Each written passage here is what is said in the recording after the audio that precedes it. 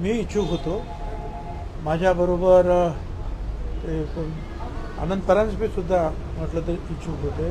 मंत्रिमंडळातले कोर ग्रुपचे जे लीडर्स आम्ही बसलो होतो त्यांनी ठरवलेलं आहे. त्याच्यामध्ये अजितदादांना बोलण्यात काय अर्थ आहे? सगळे आमदारच मतदान करणार आहेत सगळे. आणि तुम्हाला कल्पना आहे महायुतीचे आमदार जे आहेत हे फारच मोठ्या प्रमाणामध्ये आहे. सहजच निवडून येतील. मंत्रिमंडळातील सर्व सदस्य आणि आमच्या पक्षाचे कार्याध्यक्ष प्रफुल्ल पटेल खासदार आणि खासदार सुनील तटकरे अध्यक्ष प्रांताध्यक्ष आणि मंत्री त्या सगळ्यांची बैठक झाली आणि त्या बैठकीमध्ये पूर्णपणे विचार झाला आणि त्या विचारांते सुनेत्राताई पवार यांना राज्यसभेसाठी उभं करायचं आहे. त्यांचा फॉर्म भरायचा हा सर्वानुमते निर्णय झालेला आहे. हो, मी इच्छुक होतो. माझ्याबरोबर ते कोण आनंद परांजपे सुद्धा म्हटलं तर इच्छुक होते. बाबासाहेब देखील होते. असे आणखीन कोण कोण 4-5 लोक असते. तर शेवटी जे आहे चर्चा अंतिम जो आहे पक्षाने तो आम्ही सगळ्यांनी मिळून तो निर्णय घेतला. भुजबळ साहेब, राष्ट्रवादी पार्टीमध्ये स्वतः अजित पवार राष्ट्रीय अध्यक्ष आहेत, उपमुख्यमंत्री आहेत, वित्तमंत्री आहेत, पालकमंत्री आहेत आणि परत नुकतंच झालेल्या लोकसभेमध्ये सुनीत्रा पवारांचा परवानंतर लगेच राज्यसभा, म्हणजे एका परिवारामध्ये इतक्या मोठ्या प्रमाणामध्ये पद देणं, या संदर्भामध्ये काय मत आहे?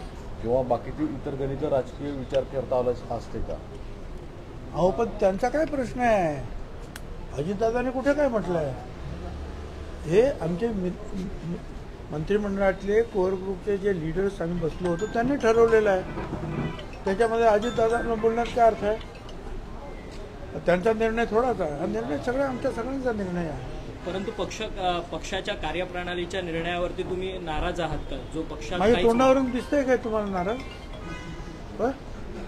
काय सांगतो, नाराज विराज काही नाही आहे. ठीक आहे, पक्षामध्ये जे आहे सगळ्यांना बरोबर घेऊन चर्चा करून निर्णय घ्यायचे असतात.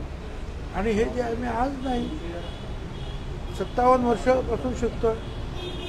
शिवसेनेत असताना सुद्धा, पवारसाहेबांबरोबर असताना, काँग्रेसमध्ये असताना सगळ्यांना बसून हे निर्णय घ्यायचे असतात. त्याप्रमाणे ते घेतलेले आहेत. आणि त्यामुळे प्रत्येक गोष्ट तुम्ही म्हणाल तुमच्या मनाप्रमाणेच होते असं नाही. खरं तर उमेदवार ज्यावेळेस आपण जाहीर करतो त्यावेळेस त्या उमेदवाराला वेळ मिळणं अपेक्षित असतं. या प्रकरणात जर पाहिलं तर जाणीवपूर्वक अद्याप उमेदवारच जाहीर केलेला नाही. याचा अर्थ कुठेतरी उमेदवार ठरला होता. वेळ काय मिळायची त्याच्यामध्ये? काय प्रचार करायला जायचं काय कुठे? सगळे आमदारच मतदान करणार आहेत सगळे. आणि तुम्हाला कल्पना आहे महायुतीचे आमदार जे आहेत हे फारच मोठ्या प्रमाणामध्ये आहे. सहजच निवडून येतील. मला वाटत नाही की विरोधी पक्षातर्फे कोणी फॉर्म भरेल असं वाटत नाही. आत्ता तरी वाटत नाही. एकंदरीतच पक्षामध्ये कुठेतरी नाराजी वाटते का? एक गट असं देखील म्हणतोय की सुनेत्रा पवारांना अशा ज्या पद्धतीने उमेदवारी देण्यात आलेली आहे, जवळपास 13 जण तुमच्याकडे इच्छुक होते. असं असताना त्या सर्वांना बाजूला केलं आणि सुनेत्रा पवारांना मध्येच एंट्री दिली. मागं प्रफुल्ल पटेल यांच्या वेळेस देखील अशाच पद्धतीची परिस्थिती होती. हेच सगळे उमेदवार त्यावेळेस इच्छुक होते. त्यावेळेस देखील अशाच पद्धतीची नाराजी बाकीच्या उमेदवारांची पाहायला मिळाली. आता तुम्ही सांगितलं की नाही 13 लोक जे आहेत इच्छुक होते. आता 13 लोकांना उभं करणं शक्य आहे का? कुणाला तर एकालाच आपण करणार ना. सगळ्यांनी तो निर्णय घेतला की त्यांना उभं करा. संपलं. असं एक सुरू होतं की जे पराभूत उमेदवार आहेत त्यांना बॅकडोर एंट्री कशासाठी दिली जाते असंही काय? पक्षाचा निर्णय जो आहे तो सगळ्यांना मान्य करावा लागतो आणि आम्ही तो निर्णय घेतलेला आहे. पण या पक्षामध्ये इच्छुक होतात. अजूनही एक खासदारकी बाकी आहे.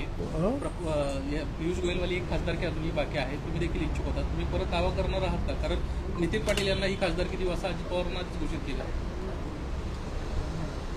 पक्षाचा निर्णय घेईल तो मान्य करावा लागतो ना.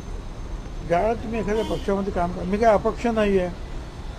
मी माझ्या मनाप्रमाणे निर्णय घेईल आणि तो अंमलात आणेल. पक्ष तो निर्णय घेईल तर पक्षाचा कार्यकर्ता, पक्षाचा एक मंत्री म्हणा, नेता म्हणा, काही म्हणा, पक्ष जो ठरवेल त्याप्रमाणे आपल्याला वागावं लागतं, त्याप्रमाणे काम करावं लागतं.